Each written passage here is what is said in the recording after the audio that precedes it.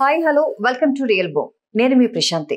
ఈరోజు నాతో పాటు corporate real estate trainer Dhanalakshmi గారు ఉన్నారు. వారితో మాట్లాడి ప్రెసెంట్ రియల్ ఎస్టేట్ ఎలా ఉంది ఏంటి తెలుసుకుందాం. నమస్తే మేడం. నమస్తే శాంతి గారు. ఎలా ఉన్నారు? సూపర్. సో రియల్ ఎస్టేట్ అంతా సూపర్ ఉంటే మీరు సూపర్ ఉంటారా? 100% కదా. అది ప్రతి ఒక్కరికి ఎప్పుడు రిక్వైర్మెంట్ ఉండే ప్రోడక్టే కాబట్టి ఎప్పుడు సూపర్ ఉంటాము. వాటికి ఏమి స్టేబుల్ అవడం అంటే ఏమి ఉండదు, ఎప్పుడు రిక్వైర్మెంట్ ఉంటూనే ఉంటుంది. నిత్యావసర వస్తువులాగా అదొకటి అన్నమాట. నిత్యావసర వస్తువుల్లో కొంచెము మెయిన్ నీడ్స్ సీజనల్ అని అట్లా ఏముండదు. అది ఇన్వెస్ట్మెంట్ ప్రోడక్ట్ కాబట్టి ప్రతి ఒక్కరు కొంచెము మన లోన్స్ వస్తున్నా కొంచెం చేతిలో అమౌంట్ ఉన్నా ఫస్ట్ ఆలోచించేదే ఇన్వెస్ట్మెంట్.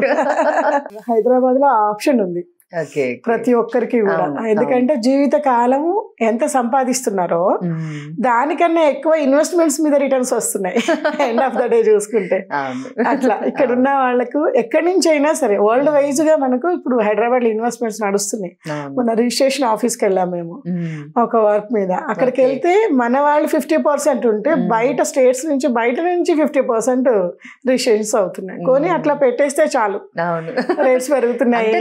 అబ్రాడ్ లో ఉండే వాళ్ళు కూడా అట్లానే చేస్తున్నారు కదా. అసలు ఎక్కువ ఇన్వెస్ట్మెంట్ పర్పస్ మీద తీసుకోవడం, బ్లాక్ చేసుకోవడం, అవి మళ్ళీ రీసేల్ చేయడం కూడా ఎక్కువ జరుగుతుంది మధ్య కాలంలో. ఇది కూడా ఒక టైప్ ఆఫ్ డెవలప్మెంట్ గ్రోత్ కారిడార్లలోకి వచ్చేస్తే రీసేల్ స్టార్ట్ అయిపోతుంది. అదేలేండి.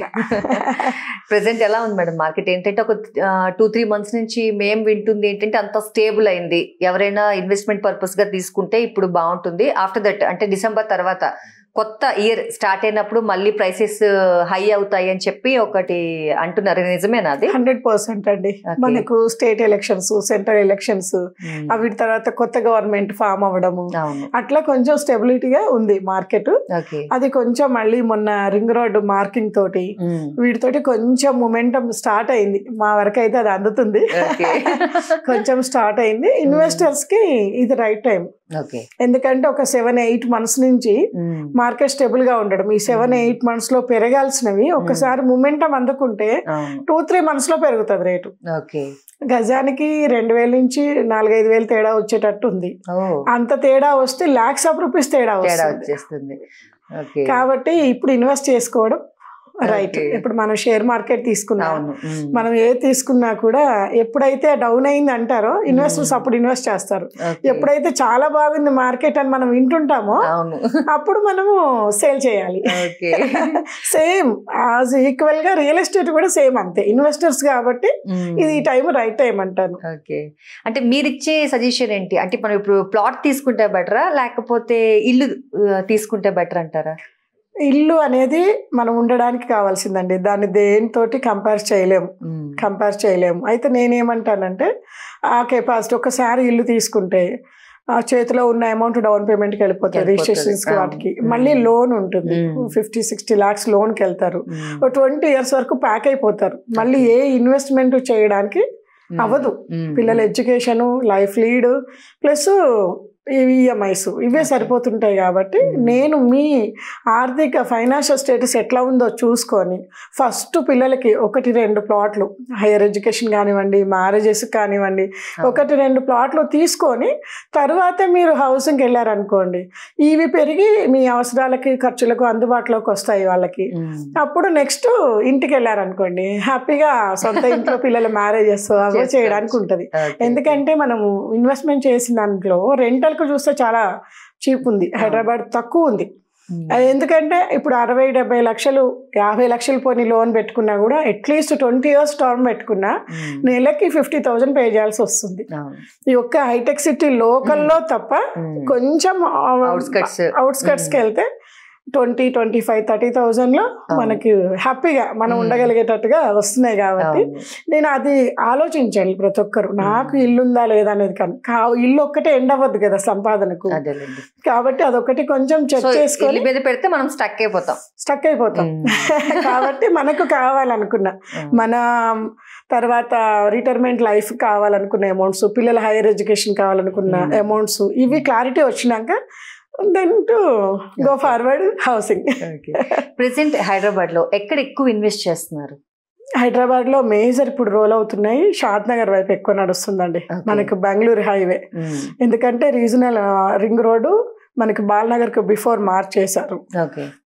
సిటీకి నియరెస్ట్ ప్లేస్ అది. మన Mahatma Gandhi bus station MGBS 0 point అంటారు, అక్కడి నుంచి 50 కిలోమీటర్స్ వస్తుంది. 50 నుంచి 60 మధ్యలో ఇన్వెస్ట్మెంట్స్ నడుస్తున్నాయి. ప్లస్ అది మున్సిపాలిటీ, 60 విలేజ్ హెడ్ క్వార్టరు, చుట్టుపక్కల అంతా ఇండస్ట్రియల్ కారిడార్స్ ఒక 15-20 కిలోమీటర్ డిస్టెన్స్లో చూసుకుంటే అక్కడ ఉన్న వాళ్ళందరూ ఇక్కడికి వస్తే ఆక్యుపెన్సీ పెరుగుతుంది. కాబట్టి మనకు హైదరాబాద్కి ఎట్లా మైగ్రేషన్ పాపులేషన్ యాడింగ్ ఉందో ఆ ఏరియాకి కూడా మైగ్రేషన్ పాపులేషన్ యాడింగ్ ఉంది. కాబట్టి నేను 11 years నుంచి ఆ రూట్లో వర్క్ చేస్తున్నాను. ఆల్మోస్ట్ 10 times అబోవ్ పెరిగింది ఆ రూట్ 10 years లో. అంటే ఇయర్లీ వన్స్ రోల్ జరుగుతుంది. కాబట్టి ఆ రూట్ ఇప్పుడు మంచి మూమెంటం నడుస్తుంది. ప్లస్ బెంగళూరు హైవే 12 లైన్ చేశారు ఇప్పుడు. 12 లైన్ అది ఆల్రెడీ అనౌన్స్మెంట్స్ అంతా కంప్లీట్ అయిపోయింది, వర్క్ కూడా స్టార్ట్ చేస్తున్నారు. కాబట్టి అది 12 line plus ring road plus అక్కడ మున్సిపాలిటీ, సిటీకి నియర్ బై ప్లేసు. మనకి సిటీ నుంచి అన్ని వైపుల నుంచి వెళ్ళడానికి రూట్ ఉంటుందండి. ఇటు మనము గచ్చిబౌలి నుంచి వెళ్ళచ్చు, ఇటు కుక్కడపల్లి ఏరియాలలో ఉండేవాళ్ళము. అటు మనకు సిటీ మిడిల్లో అంటే సికింద్రాబాద్ ఆ ఏరియాని తీసుకుంటే మన పివి నరసింహ ఎక్స్ప్రెస్ హైవే నుంచి వెళ్ళచ్చు. అటు ఎల్బీ నగర్ ఉప్పల్ వాళ్ళు తీసుకుంటే మనకు ఆర్ఎం గారి నుంచి వెళ్ళచ్చు. అట్లా సిటీలోంచి ఎక్కువ ట్రాఫిక్ లేకుండా ఒక 1/2 hour జర్నీలో మెయిన్ రూట్స్కి వెళ్ళడానికి చాయిస్ ఉంది. Train route, bus route, highway 3 అక్కడ అందుబాటులో ఉన్నాయి. కాబట్టి బయట నుంచి చేసే ఇన్వెస్టర్స్ కూడా ఎక్కువ మనకు ఆ ఏరియా ప్రిఫర్ చేస్తున్నారు.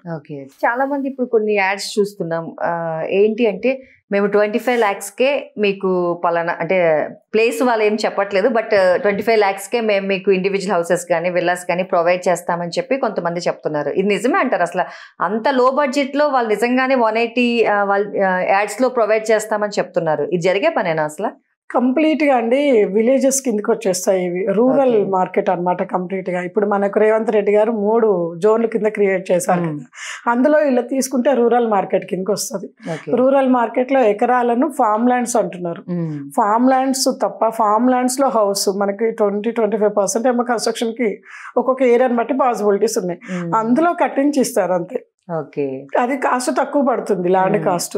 వీళ్ళకి ఒక ఫామ్ హౌస్ లాగా ఉంటుంది. కానీ ఇప్పుడు అక్కడి నుంచి మనము జాబ్ చేసే ఏరియాలు కానీ అట్లా అని వెళ్ళడానికి కుదరదు, అటువంటి ఏరియాసే తప్ప. ఎందుకంటే ల్యాండ్ కాస్ట్ తీసుకుంటే మనకు సిటీ ఇప్పుడు ఔటర్ రింగ్ రోడ్డు లోపల ఎక్కడ చూసినా కూడా 60-70 వేల నుంచి 2 లక్షల వరకు నడుస్తుంది for square yard. A area కన్నా వెళ్ళండి మీరు. దాని తర్వాత ఇప్పుడున్న ఔటర్ నుంచి రీజనల్ రింగ్ రోడ్ వరకు మధ్యలో తీసుకుంటే కూడా అట్లీస్ట్ లోపలికి వెళ్తే 10-12 వేల గజం నుంచి హైవేస్కి వచ్చేసరికి మనకు 20-25,000 ఫర్ స్క్వేర్ యార్డ్ నడుస్తుంది. మరి స్థలానికే ఇంత రేటు పడుతుంటే మరి వాళ్ళు కన్స్ట్రక్షన్ కి కష్టం కదా. మరి అవి కొంచెం ఏరియాలు ఏంటి లొకేషన్ పెట్టించుకొని చూసుకొని వీళ్ళకి ఆ రిక్వైర్మెంట్ ఉంటాయి. ఎందుకంటే ఇప్పుడు మనం ఇందాక అనుకున్నట్టుగా మనకి ల్యాండ్స్లో అంటే ఓపెన్ ప్లాట్స్ అప్రూవల్ లేఅవుట్లలో వచ్చినంత రిటర్న్స్ ఎక్కడా రాదంటాను నేను. ఎందుకంటే ఇప్పుడు హైడ్రా కావచ్చు ఈ సిచ్యువేషన్స్ తీసుకుంటే అప్రూవల్ లేఅవుట్స్లో ప్రాబ్లమ్స్ లేవు. ఇప్పుడు ఇవి ఫామ్ ల్యాండ్స్ కిందకి వస్తాయి. ఇప్పుడు మనకు రేర్ యాక్ట్ ప్రకారం దాదాపు 9 రకాల ల్యాండ్స్ని పర్మిషన్స్ ఇవ్వట్లేదు కన్స్ట్రక్షన్కి. రేపు ఆ ఏరియా వ్యవసాయం కింద పెట్టేస్తే పర్మిషన్ రాకపోవచ్చు. పర్మిషన్ రాకపోవడము ఒక విధం అయితే రేటు పెరగడం ఇంకొక విధం. ఎందుకంటే ఎంత సిటీకి దగ్గరగా ఉన్న వ్యవసాయానికి సంబంధించిన ల్యాండ్స్ 3-4 crores కన్నా ఎక్కువ రోల్ అవ్వట్లేదు. అదే రెసిడెన్షియల్గా కన్వర్ట్ అయినప్పుడు అసలు అది ఎంత అనేది కూడా మనం లెక్క కట్టలేము. ఆ డిఫరెన్సెస్ ఉన్నాయి. కాబట్టి మనకు ఇల్లు సరిపోను ప్లాట్స్ అప్రూవల్ ప్లాట్స్ కంప్లీట్ అయిపోయినాక దెన్ ఫామ్ హౌస్ అవసరము అనుకుంటే ఫామ్ హౌస్కి వెళ్ళడం హ్యాపీ అంటాను. ఎందుకంటే మనం సిటీలో ఉండి సిటీ అవుట్స్కట్స్లో ఫామ్ హౌస్ తీసుకుంటే అండి ఇబ్బంది అవుతుంది, మెయింటెనెన్స్కే సరిపోతాం.